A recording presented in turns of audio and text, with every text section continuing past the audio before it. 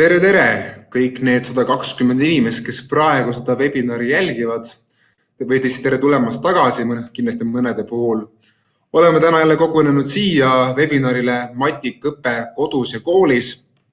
Kes veel siis ei tea, siis Matik tähendab matemaatika, teadus, tehnoloogia, inseneeria ja kunst. See on ühend siis viiest ainest, mille lõimudes siis me usume, et see ongi tuleviku hariduse suund, kuhu me praegu lähme.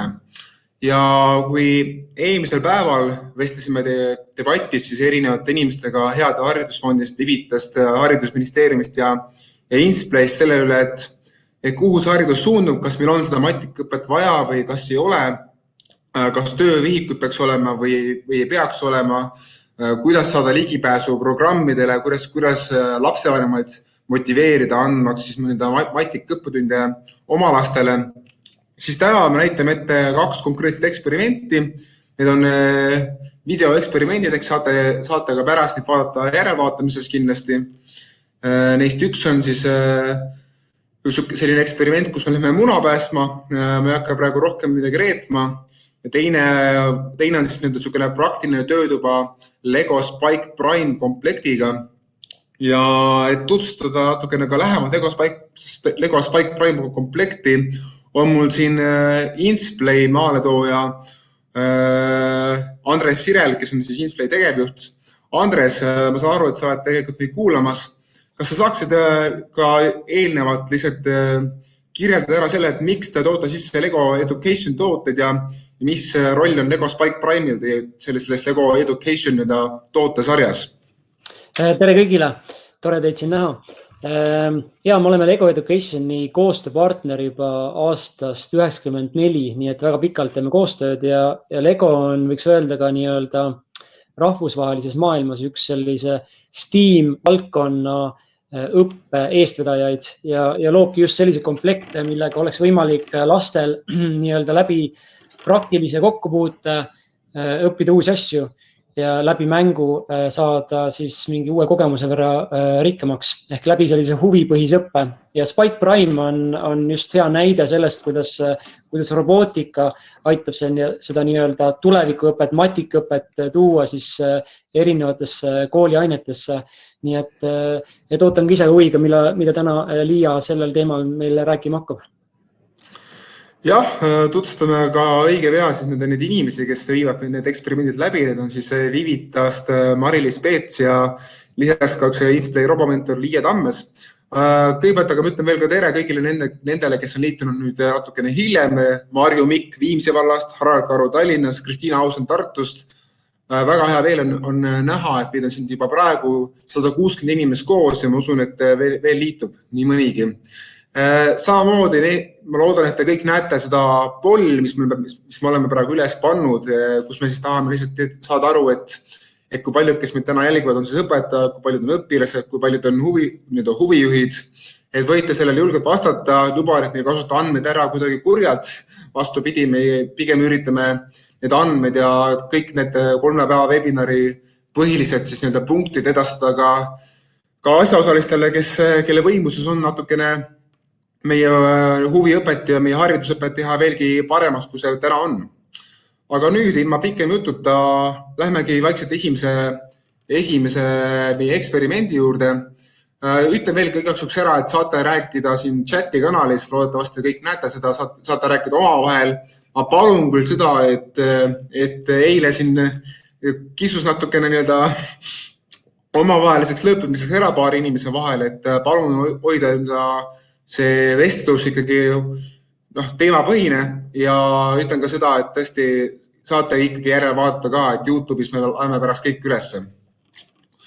Nii, aga nüüd esimene eksperiment, selle vii läbi Mari-Liis Peets, kes on Vivitas ja Vivist produtsent, selle nimi on operatsioon Astronaut muna päästmine ja mis ma muud oskan öelda, kui et head vaatamist.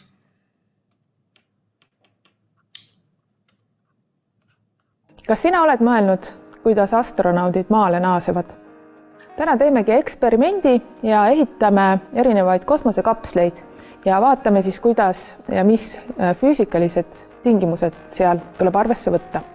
Aga enne seda vaatame miks üldse inimesed on nii väga tahtnud alati sinna kosmosesse tükkida ja teeme sellise põgusa ülevaate, miks tänapäeval on üldse oluline kosmoseuuringud. Meie tänase eksperimendi kangelane on astronaut Muna, keda me siis nende erinevate kapslite kukutamisega proovime päästa ja ellu jätta, nii et loodame kõige paremat. Kosmosesse minek ei ole tegelikult nii vana nähtus. Kosmosesse minek sai võimalikuks teise maailmasõja lõpul, kui Saksamaa lõi ballistilised raketid ja selle tehnoloogia tulemusel sai ka võimalikuks kanderakettide valmistamine. Kui sõda oli läbi, külma sõja ja võidurelvastumise taustal, riigid nagu Ameerika ja Venemaa tegelikult ka võistlesid selle nimel, kes esimesena inimese kosmosesse saadab. Ja see saigi võimalikuks 1961. aastal, kui siis kõige esimesena Venemaal õnnestus inimene kosmosesse saata. Tol hetkel Juri Gagarin, kes selleks astronaudiks osutus, oli siis orbiidil täpselt 108 minutit. Aga USA ei jäänud väga palju maha, vähem kui kuu aja pärast oligi ka nende astronaut kosmosesse saadetud ning tegelikult võib vist öelda, et nad mõlemad olid võidumehed. Külma sõja raugedes riikidevahelised suhted leevenesid ja sai võimalikuks ka ühine koostööprojekt. Erinevad riigid panid oma jõud kokku ja võimalikuks sai rahvusvaheline kosmosejaam, mis siis valmis 20. sajandi lõpuks. Ja me jõuamegi selleni, et miks siis tegelikult on vajalik üldse meil sinna kosmosesse oma nina toppida. Selles kosmosejaamas elavad enamasti ikkagi teadlased. Ja mis on siis nende teadlaste roll seal kosmoses? Ennekõike on oluline monitoorida kosmose ilma. Näiteks, kuidas päikese magnettormid mõjutavad meie maakera. Ühtlasi jälgitakse asteroidide liikumisi ja jälgitakse ja arvutatakse, et ega need ometigi maaga kokku ei põrkuks. Kõikide nende kosmosemissioonide tagajärjel on ka ühtlasi tekkinud meie maakera orbiidile väga palju kosmoseprügi. Ka sellel tuleb silma peal hoida, et see ei lõhuks meie orbiidil lendavaid satelliite ega ka ei kukuks maa peale. Enamus sellisest väiksemast prügist põleb küll meil atmosfääris ära, kuid on ikkagi ajaloos olnud juhuseid, kus suuremad tükid on langenud maa peale. Täna on kosmoses ligi 1500 toimivat satelliiti ja tänu nendele satelliitidele on võimalik meil luua interneti võrguühendus ja kasutada GPS-i võimalusi. Samuti jälgitakse, et need samad kosmoseprügi, mis meil pidevalt ja väga suures koguses orbiidil on, ei kahjustaks neid satelliite. Viimaseks suuremaks valdkonnaks, miks me kosmoses peaksime kohal olema, on ka sealtpoolt vaadatud maakera erinevad kliimamuutused. Me saame vaadata ja jälgida ja hoiatada erinevate looduskatastroofide eest ja jälgida ka lihtsalt inimeste liikumist. Kosmosest naasmine on tegelikult kosmosemissioonide kõige ohtlikum osa. Sel põhjusel, et see esitab väljakutse nii materjalidele kui ka tehnoloogiale. Sest kui kosmosekapsel siseneb läbi atmosfääri, siis see võib minna põlema. See tähendab seda, et need materjalid, mida nende kapslite puhul kasutatakse, peavad olema tulekindlad. Ühtlasi on oluline, et kosmosekapslitel oleks langevarjud. Neid võib olla üks või mitu. Ja see on tähtis just selle nimel, et enne kui see kapsel maaga või ka veega kokku põrkub, et ta võtaks enne seda hoo maha. Kosmosekapsli kõige olulisem osa ongi see, et vähendada seda põrkejõudu, mis sellele mõjub, kui ta mööda vastu maad või vett lendab. Üks printsiip siis ongi, et oluline on vähendada selle kapsli kiirust ja seda aitab siis teha need samad langevarjud. Aga seal on veel kaks olulist printsiipi ja üks neist siis on, et tuleks ka võimalikult vähendada siis antud juhul meie muna puhul jõudu, mis sellele rakendub. Ja see põhiprintsiip siis on, et juhi jõud sellest munast eemale. Ja kolmas printsiip on see, et pikenda võimalikult kaua selle põrkejõu kestvust ehk aega. See tähendab seda, et ehitusmaterjalina võiks siis kasutada selliseid võimalikud elasseid ja pehmeid materjale, et see muna ümber olev kest ei oleks liiga jäik. Me oleme tänaseks eksperimendiks ette valmistanud juba mõned kosmosemudelid, mida me nüüd hakkame testima. Ja ma olen selleks appi palunud meie Vivistopi liikme Karoliini. Tere! Meie esimene näidis kosmosekapsel on ehitatud penoplastist ja me oleme talle külge pannud ka siis sellise langevarju ja ühtlasi siis ka juba meie astronaut Muna, kelle me oleme siia kõvasti tihkelt kinnitanud ja see kinnitamine on ka väga oluline, kui te oma kapsleid ehitate, et see muna siit pool lendamise pealt välja ei kukuks. Aga siis proovime järgi.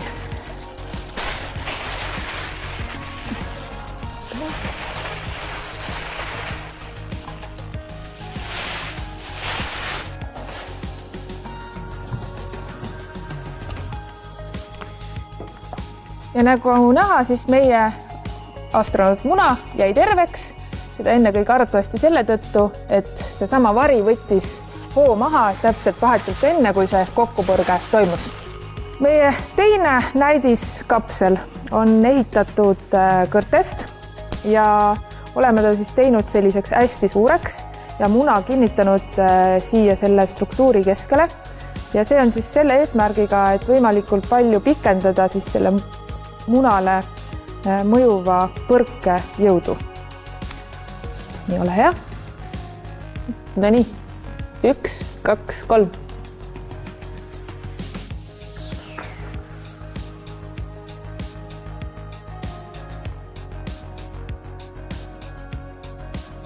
Ahaa, jäi terveks. Hästi tehtud. Nii, järgmisena proovime siis sellist natuke teistsugust lahendust, et oleme talle teinud sellise ruudustruktuuri, kasutanud munakarpi ja selle puidustruktuuri külge kinnitanud õhupallid ja loodetavasti siis need õhupallid võtavad selle põrke enda peale. Ole lahke.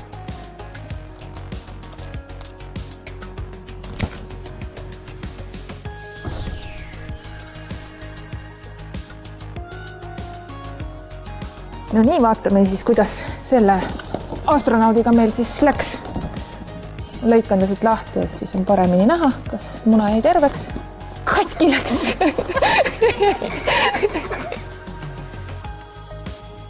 Nii, neljandaks kosmosekapsliks oleme siis meisterdanud sellise karbi. Selle ära sees pehmendanud siis mullikilega ja veel mõne sihukese pehmema materjaliga. Ning selle langevarju asemel siis kasutame seekord õhupalle.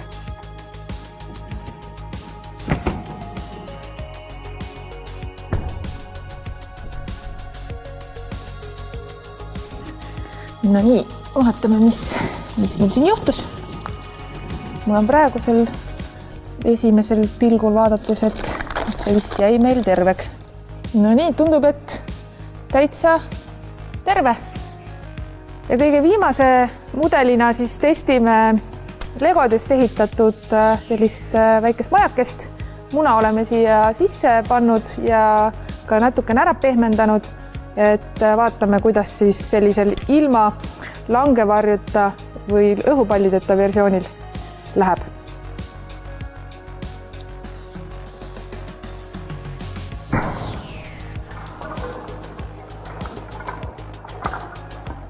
No natukene on, ütleme siis nii, et tal on võib-olla vaja minna ikkagi arsti juurde. Et nagu näha, siis enamuse sellest põrkejõust sai see legomaja enda peale ja muna on peaaegu et terve, kuigi jah, natukene siit see peapoolne osa on saanud ühe obaduse, aga muidu jah, ikkagi päris ma arvan, hea eksperiment siiski. Nüüd, kus me oleme läbi proovinud erinevad kosmosekapslid, me enam-vähem teame, et millised olid meil niisugused edukamad lennud ja millised mitte, nii et proovime nüüd ka ehitada ühe koos. Teeme niisuguse kapsli, milles me kasutame kõrsi, õhupalle ja muna keskele.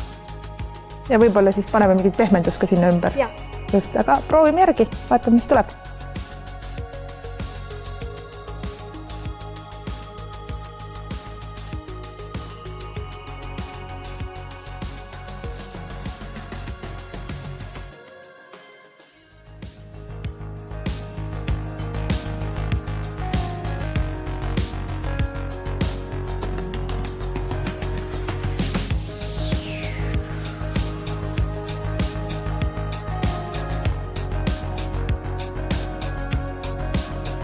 Selline ta meil sai, aga siis proovime nüüd õhupalle. Nii, aga kasutame siis õhupalle. Ühendame need siia ära. Mõtleme, kuhu me need siia kinnitame. Ma arvan, mul on niisugune tunne, et siia vist on kõige parem. Et selline sai siis meie kosmosekapsel ja lähme testime, kuidas see töötab. No nii, aga siis proovime järgi. Teeme nii, et ma loen 1, 2, 3 start ja siis sa lased selle õhku. Teeme nii. 3, 2, 1, start.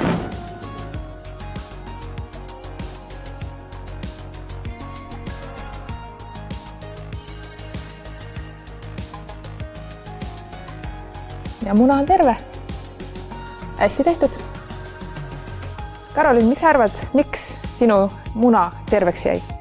Ma arvan, et see jäi terveks sellepärast, et siin oli pehmendus ja ka, et kõrred võtsid kogu selle põrkejõu endale. Ja mis need õhupallid tegid? Aeglustasid ka seda kukkumist. Just, ma arvan, et see oligi see põhipõhjused. Aga kuidas sulle muidu meeldis see? Väga meeldis. Väga meeldis. Kas sa tahaksid seda veel korra proovida? Kindlasti. Seda eksperimenti võib siis teha kodus, koolis, individuaalselt või tiimitööna ja õpetab lastele ka tegelikult väga põnevaid füüsikalisi tarkusi.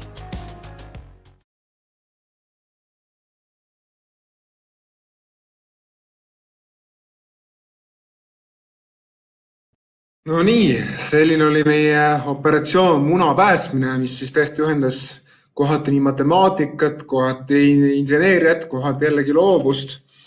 Meil on siin ka meiega liitunud Evita produtsent siis Mari-Liis Peets. Tere, Mari-Liis! Ei kuule siin, Mari-Liis?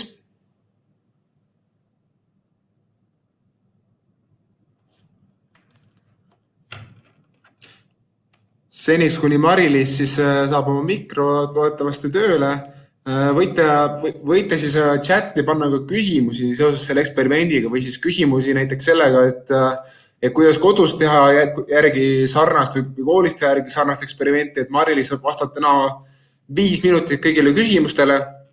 Nii et julged pange näppu klaviatuuril klõbisema ja ükski küsimus pole kuidagi häbiväärne.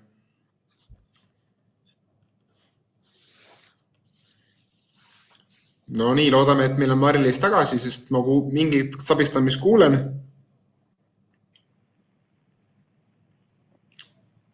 Nii, kas mind nüüd on kuulda? Jaa, sind on nüüd kuulda. Väga hea meel on näha, et tehnoloogia siiski ei takista meie webinari, vaid pigem just võimendab seda. Ja tahtsin küsida sul seda alustuseks seda, et palju sul aega kulus sellise eksperimendi välja mõtlemiseks üldse? Ega see eksperiment ei ole midagi uut, ja mina seda selles mõttes välja ei mõelnud, et ma tegelikult ka selle eilse näite puhul, et on nad juba enne mind välja mõeldud. Et pigem võib-olla, et palju selline eksperiment nõuab ettevalmistust, et kuna mina tegin need näidiskapslid enne valmis, see võttis mul võib-olla paar tundi aega, et muidugi, kui teha seda tegevust lastega, siis mitte mina ei tee või õpetaja ei tee või lapsevanem ei tee neid enne valmis, vaid ikka lapsed ehitavad ise ja Karolinil läks selle oma mudeli ehitamiseks, ma arvan, et ta tegi selle kuskil 15-20 minutiga, kui sedagi.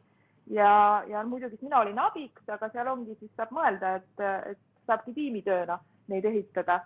Ja selles mõttes on ta nagu hästi, meil oli endal hästi lõbus seda teha, võib-olla see videos ka paistis nagu välja, et minust nagu selliste tegevuste puhul ongi hästi vahva see, et endal on lihtsalt nii lõbus ja lapsel on lõbus ja tegelikult seal taustal me õpime või lapsed õpivad nagu nii palju teadmisi, täpselt nagu sa nimetasid matemaatikast, füüsikast, inseneeriast ja nii edasi, et minust tegelikult mina leidsin selle eksperimendi idee lihtsalt internetis guugeldades, et neid on selliseid eksperimente, kus on lõimitud kõik matikvaldkonnad on tegelikult väga paljudes veebilehtedel ära listitud, nii et tasub lihtsalt teha väike guugeldus. Meil on chatis paar inimest kirjutanud, et teil jäi kinni see video võib-olla või siis ülekanne. Te saate seda ülekannet vaadata ka YouTube'i vahendusel, mingi Insplay YouTube'i kanalile ja sealt saate vaadata ka laivis seda. Aga võtame paar muud küsimust ka ette. Nimelt Merit Kilves küsib sult Mari-Liis, et mis vanuses lastega sellised eksperimente üldse teha? Meie oleme Vivistopis, tegeleme lastega, kus on selline 8+, nii et tegelikult seesama tegevus sobib ka esimesest kooliastmest peale ja miks mitte ka tegelikult lasteaia hilisematesse seal, kus nad on sellised enne koolieelikutele, et on väga sobilik ja tegelikult kui ma ringi tuhlesin, siis ma nägin, et seda eksperimenti tegid ka gümnaasiumilapsed. Et võib-olla sinna saab tulla reaalainete õpetajad kõrvale, kes saavad võib-olla rohkem seletada lahti neid matemaatilisi mudeleid seal taga, et see oleks kindlasti täitsa eakohane ka vanematele lastele. 2 küsimust võtan veel, siis hakkame vaikselt minema uue video poole. Paraku on ajakava natuke tihedam. Helen Orav küsib sult Mari-Liis, et milliseid kõrsi meisterdamisel kasutati? Peavad olema natukene tugevamad kõrred, need päris tavalised pehmed ei pruugi sobida, et meil oli olemas stroobiisi kõrred ja kasutasime neid. Kas sa saad uuesti korrata, mis kõrred need olid? Stroobiisi, need on ühe Rootsi tootja kõrred, et nemad toodavad selliseid Steam kõrrekomplekse ja me kasutasime neid kõrsi. Nüüd on rohkem üks kommentaar, mitte niivõrd küsimus, aga Marina Puinitskaja kirjutab, et loodan, et praegu panin hääldusega täppi. Ikkagi Eesti laps, kellel ei ole vene keel suus. Aga kõige raskem minu jaoks on tõestada teiste õpetajate jaoks, et selline tegevus on õppimine. No kuidas sina seletaks teistele õpetajatele, et vaadake, et tegelikult me praegu õpime, me ei tegele siin teatri või muu tegevusega? Et siin ongi nüüd tegelikult see, et mida ma ka eile ütlesin selle Lego silla puhul, et ära siduda selle teoreetilise osaga ja materjaliga ja tuua see selline suurem, laiem maailmapilt sisse, et kuidas asjad toimivad, miks nad nii toimivad ja siis tegelikult see praktiline läbimängimine on ju see koht, kus tegelikult laps läbi selle käelise tegevuse saab aru ka päriselt, et miks need asjad nii toimivad. Et ma arvan, et niimoodi seda tulekski seletada, et läbi nende käed külge tegevuste tegelikult lapsed kinnistavad seda teoreetilist osa. No, võtame ühe kooliõpilase küsimuse ka, ma eeldan, et see on kooliõpilane Pärtel Pelt, et milline see munakatse oli ikkagi kõige raskem? Ehitada või? Jah, just ehitamise mõttes võib-olla siis. Ma arvan, et kõige raskem äkki oligi see õhupalli oma, kus muna katki läks. Ja seda sellel põhjusel, et ma kasutasin neid samu puidust nii-öelda grillivardaid ja iga kord, kui ma õhupalli hakkasin sinna panema, siis grillivarrast torkas selle katki ja siis käis nagu pauk ja pauk ja pauk iga natukese aja tagant. Aga ma pean nagu tunnistama seda, et kuigi selle ainukene mudel, kus muna katki läks, siis see oli ka ainuke mudel, kuhu me panime katkise muna sisse, millel oli juba mura sees. Nii et kui oleks olnud võimalus, et me oleksime saanud panna terve muna, siis võib-olla see astronaut ka ellu jäänud. No selge, sellised saladused kooruvad välja telgi tagustest võib siis nii öelda. Aitäh sulle, Mari-Liis, nende küsimuste vastamise eest. Ma arvan, et õpetajad, kellel on veel lisaküsimusi, saavad seda teha. Kirjutades sulle su meili aadress on vabalt leitav, ma saan aru, Vivitaja veebilehelt ja kõikidelt muud veebiavarustest. Aga lähme praegu edasi. Palun, et sa paneksid kaamera ja mikrofoni kinni. Lähme edasi siis teise video, mitte eksperimendiga, vaid pigem sellise töötoaga. Vaatame siis ühte Lego Education komplekti, mis siis samamoodi ühendab ära need matik komponendid ja siis näitab ka seda, kuidas neid komponente võib avastada ühe komplekti komplekteerimisel. Ja panen selle kohe käima. Tere, mina olen Liia Tammes, olen Robokaru robootikakooli omanik ja õpetaja ja samuti Insplay robomentor. Ja räägiksin ma täna teile siis üpris uuest Lego robotist, nimelt Lego Spike Prime'ist. See tuli välja alles jaanuaris Eestisse, üldse üle maailma ja tundides on seda veel suhteliselt vähe kasutatud, aga nii palju, kui mina seda oma tundides olen proovinud, näen ma väga suurt potentsiaali sellel robotil just lõimingutundides erinevate ainete vahel ja väga suure potentsiaalina on ta siis ka matemaatika, loodusteaduste ja füüsikatundides kasutamiseks. Ja räägiks siis natuke täpsemalt, mul on laua peal ka 2 robotit siin, ilmaennustaja ja see on niisugune radastega sõitev robot, millel on küljes lausa 2 andurit, et kuidas seda siis tunnis kasutada saaks. Spike'il on kaasas hästi palju nende enda välja mõeldud tunnikavasid. Need tulevad kaasa ilusti siis selle materjaliga, mille te alla tõmbate. Ja siin on siis näha nüüd 4 erinevat alateemat. Ja tänased robotid on siis meil pärit üks siis sellisest alateemast. Meil on siin võimalik hästi palju erinevaid roboteid kasutada, et meil on siin nii-öelda kehase kasvatuse tunniga lõimingkava võimalik teha, meil on võimalik siin geograafiat võtta kasutusele, vaadata, kuidas andmeid koguda näiteks ilma kohta, on võimalik koostada erinevaid algoritme tundidesse, aga on võimalik kasutada robotit siis ka muudel eesmärkidel. Siin on nüüd siis esimene robot, mis meil laua peal ongi siis see ja tema programmi kood, et kui robotit ehitama tunnis hakata, siis on Lego selle meile hästi lihtsaks teinud, õpetajad ei pea kartma, et nad ei oska, kui nad võtavad endale haridustehnoloogi kõrvale veel ka, siis on see asi eriti lihtne. Iga tunni alguses on meil võimalik kasutada siis sellist tunni sissejuhatavat materjali. Seejärel tuleb meil ehitusjuhend ilusti ja kohe antakse siis ka kirjeldus, mida see robot teeb ja paljudel robotil on olemas kohe ka programmi kood, mida lapsed saavad hakata ise siis muutma. Selle roboti programmi kood näiteks oli juba Lego poolt enne valmis tehtud ja see robot siis on selline robot, mis näiteks geograafiatunnis saaks aidata õpetajatel räägida ilmast, kuidas meil näiteks sademed tekivad, miks meil on vaja teada, kuhu need sademed liiguvad ja kõik põllumajandusega seotud teemad sinna juurde näiteks. Ja kui nad tunnis siis selle robotiga valmis ehitavad sinna juurde, siis on selline lõbus vahepala, et mängides õppida juurde siis palju uusi oskusi.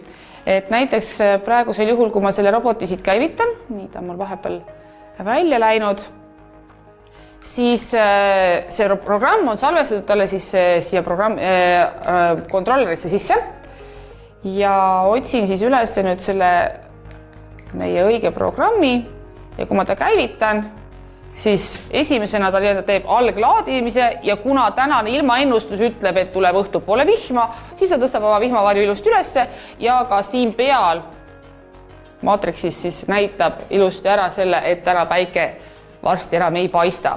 Et need andmeid ta kogub tegelikult siin internetis, siin on ka näha, et programmis, et ta otsib need kuskilt siis pilvest ja mingisugustest ilmaennustusportaalidest, saab kätte ja siis selle kaudu siis ta võtabki ja annab siis robotile käsud, et mida ta siis tegema peab.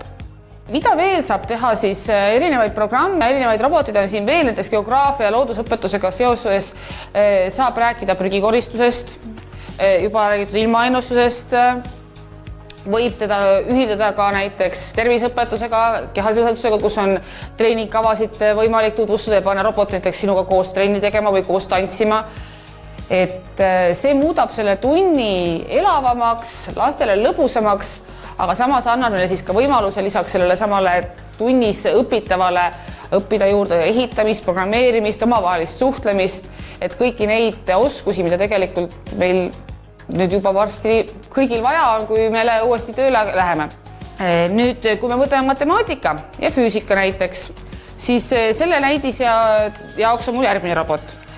Matemaatikas saab seda robotit kasutada siis näiteks väga hästi teepikkuse arvutamiseks, meil on ju rattad, me saame kasutada kõigepealt ringi ümbermõõdu arvutamiseks, et kui pika vahemaa rävib robot teatud ratta suurusega, kui me vaheks suuremad rattad siia, siis kui pika vahemaa ta siis läbiks näiteks ühe rattapöördega. Lapsed saavad selle välja arvutada, pärast teha robotiga katseid, kas need arvutused olid õiged. Me saame arutada kiirust, me saame arutada vahemaad, et selle jaoks see robot erinevate oma lahendustega on väga hea. Me saame arvutada siin protsente, me saame siin arvutada tõenäosust, et kas ta teeb mingid ülesanded ära. Me saame teha andmetöötlust juba suuremates klassides selle robotiga matemaatikas, et mida rohkem õpetaja selle robotiga tuttavaks saab, ma arvan, seda rohkem ta suudab ka ise juba välja mõelda neid erinevaid ülesandeid, mida see robot siis võimaldab teha. Või näiteks füüsikas siin robotil on kaasas ka päris mitmed andurid. Meil on kaasas näiteks värviandur. Siin selle roboti peal ta juba tegelikult on sisse lülitatud, ka ta töötab. Ja värviandurina ta suudab tuvastada siis meil erinevat klotsi värvi, siin on punased, kollased, tal on sisse ehitatud see juba.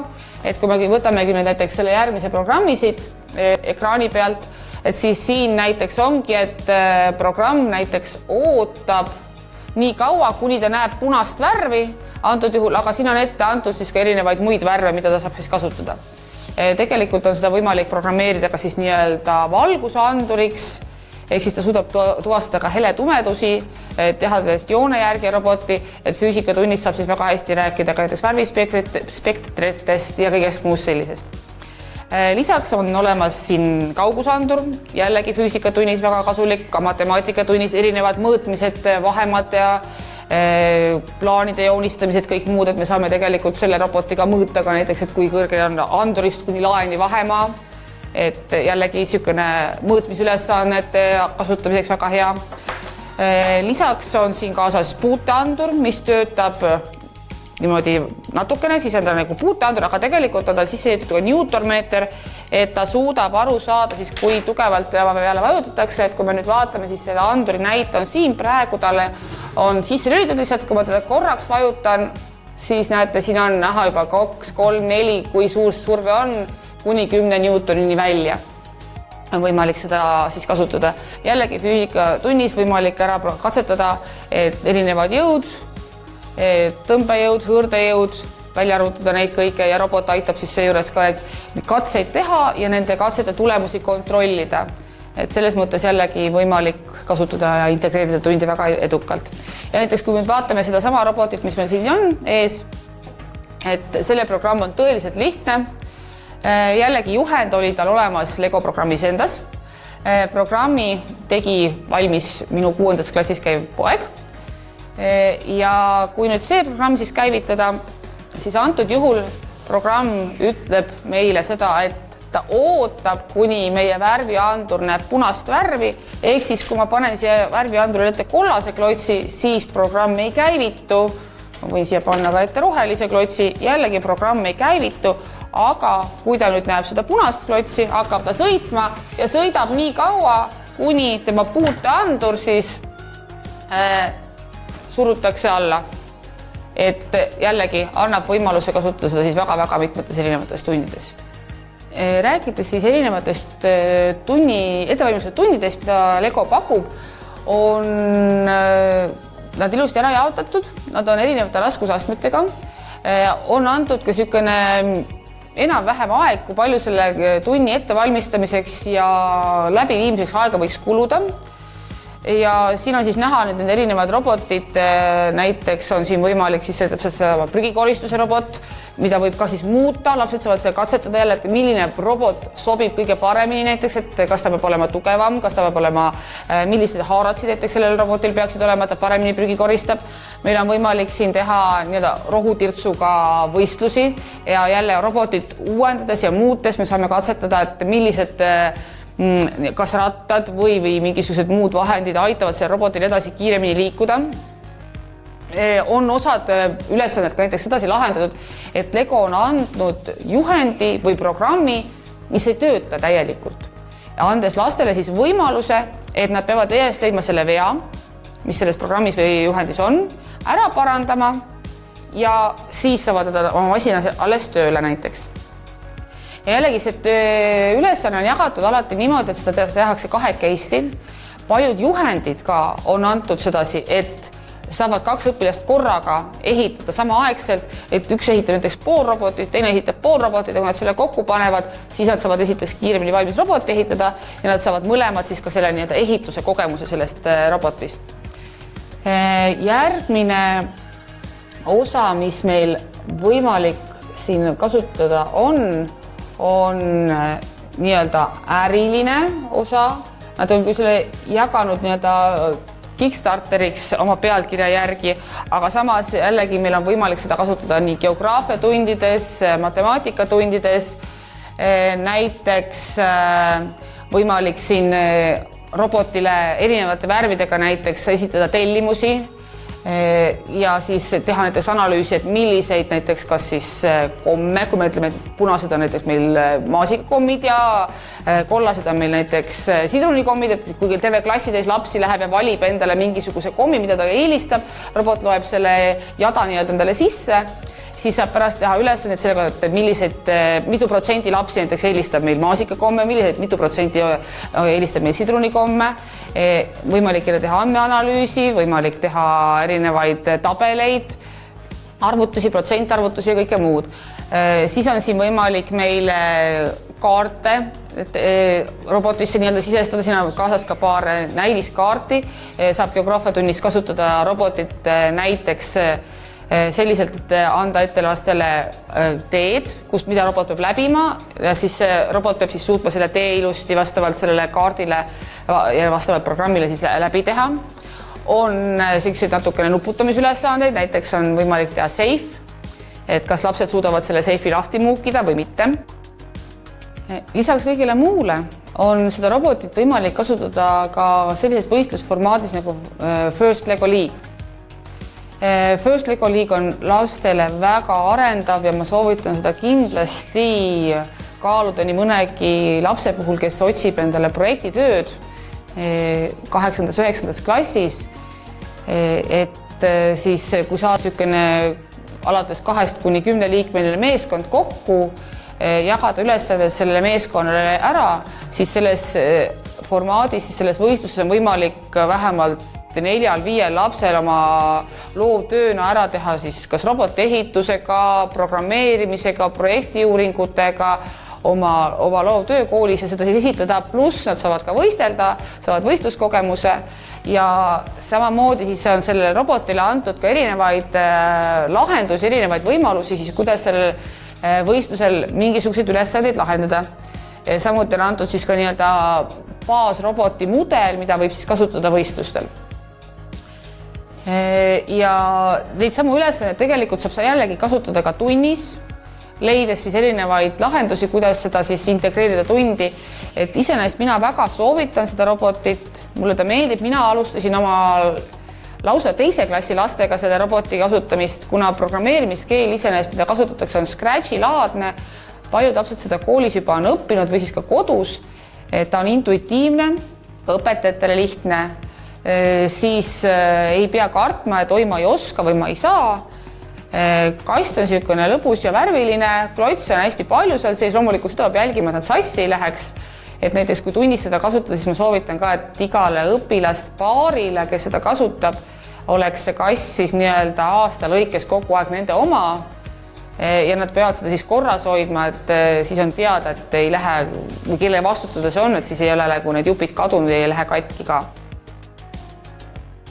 Lapsed, kellega ma tunnis seda kasutanud olen, väga ootavad neid tunde, neile väga meeldib.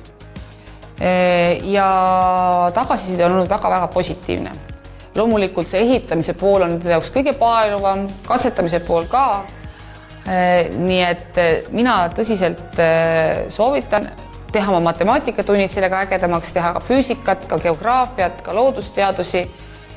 Et proovige esialgu kas või võtke katsetamiseks laenake kuskilt üks komplekt õpetajatele ja ma usun, et te näete, et see on vahend, mida te kindlasti tahate oma kooli võtta ja lastele tunnid ägedamaks teha.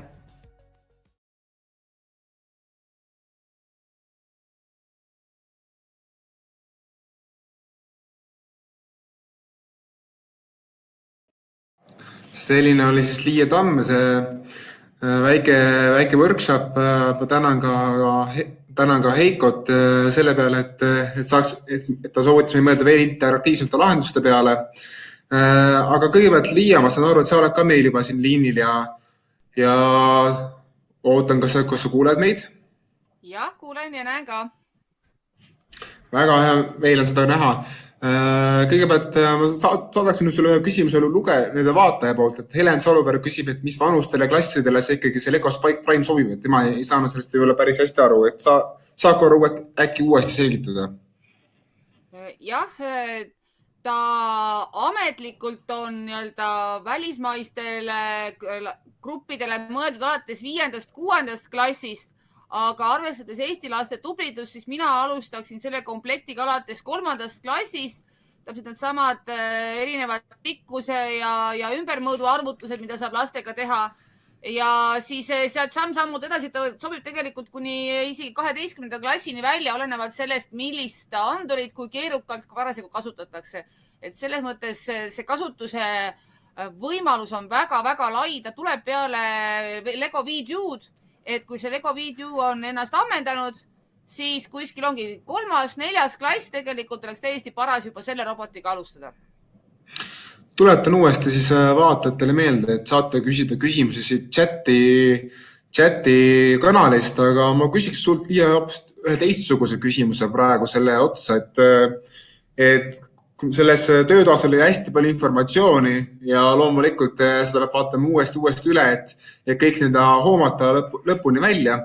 Aga mina, kui ma vaatasin seda videot, siis mul tekkis ikkagi paratamatult üks ja sama küsimus, et kuidas sa sellest kõigest nii palju tead ja millal sai sinust nende robomentor, et mis eelkriteeriumid pidid olema selle jaoks täietud?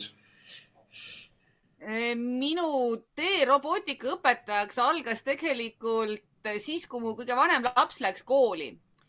Ja mul endal on programmeerimisalane kõrgharidus, ma töötasin enne seda programmeerijana, aga peale seda, kui mu laps kooli läks ja ta valis selle kooli, kus robootikat õpetati, see oli 6 aastat tagasi, siis tekkis mul küsimus, et kui meil oma valla koolis robootikat õpetada, siis miks peab laps minema kuskile sellisesse kohta, mis on kaugel, et ta saaks tegeleda oma hingelähedase asjaga.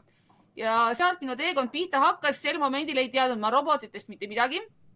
Lego robotitest veel vähem, programmeerimisest olin natuke teadlik, nii palju kui koolis õpetati. Et selles mõttes tegelikult ka mina alustasin täiesti puhta lehena. Robomentoriks sain ma ka eelmine aasta tänu Insplay ja Mari-Liisile, kes sellise vahva ürituse välja kutsus. Aga robootika-õpetajaid tegelikult ma olen jõudumööda aidanud siis kogu selle aja, kui ma robootikaga tegelenud olen. Ja praegugi, et näiteks ka meie oma kodulehel robokaru.ee on olemas tasuta ülesanded neile õpetajatele, kes otsivad distantsõppe jaoks lastele hästi lihtsaid mudeleid, et on mehaanilised mudelid, kiik, võll, hammasratas, mida lapsed saavad legodest ehitada, ja seda sellistest sellistest legoklotsidest, mida igal lapsel peaks olema kodus ka olemas, et selle mõttes alati, kui kellegi küsimusi on, abi vaja on, siis võib minu poole pöörduda või vaadata siis seda sama robokaru.ee lehekülge ka. Mul on üks küsimus veel, Tahtsin küsida, et sa kindlasti tead, sul on üsna hea ülevaade küllap olemas, et mis seisus on Eesti koolidesse robootikaõpet. Kuidas sa praegu seda hindad ja kas sa arvad, et kui palju sellel arenguruumi võiks olla robootikaõppel Eesti koolides? Oi, arenguruumi tegelikult robootika kasutamisel koolides on väga-väga palju veel. Et mina arvan, et me oleme tegelikult alles ust paotamas. Et õpetajaid alati julgustan, ärge kartke, võtke proovige, katsetage. Et tegelikult see maailm, mis sealt robotikastist vastu vaatab, on väga-väga põnev, ta on meeletult suurte võimalustega. Ja mis minu jaoks on hästi oluline just seda robotite ehitamise ja lõimimise juures ongi see, et lapsed õpivad ka eksimast. Mida ma oma tundides olen näinud on see, et kui antakse lastele näiteks vaba teema, et ehita seda, mida sa ise tahad, siis lapsed kohati tarduvad ja nad ei julge enam midagi teha, sest et neil ei ole ees juhendit, täpselt samm-sammulist juhendit, mida nad tegema peavad. Ja seetõttu ma julgustangi, et see robootika komplekt ja üldse robootika tegelikult õpetab lastele ka seda, et kui sul on 50 võimalust midagi valesti teha, siis need 50 võimalust enamasti tuleb ka enne läbi katsetada, kui sa selle 51. õige võimaluseni jõuad. Ja eksimine ei ole mitte halb asi, vaid eksimine on just see, mis meid tegelikult edasi viib ja mis meid aitab selle õige lahenduseni jõuda. Siin on Jaanika Kase, üks meie vaataja kirjutanud, et kahju, et need komplektid on väga kallid. Kas sina oskad ka Jaanikale soovitada mingisuguseid variante, kuidas saada kas odavamalt neid komplekte kätte või mingisuguse toetusega? Oled sa ise läbinud selle protsessi kuidagi?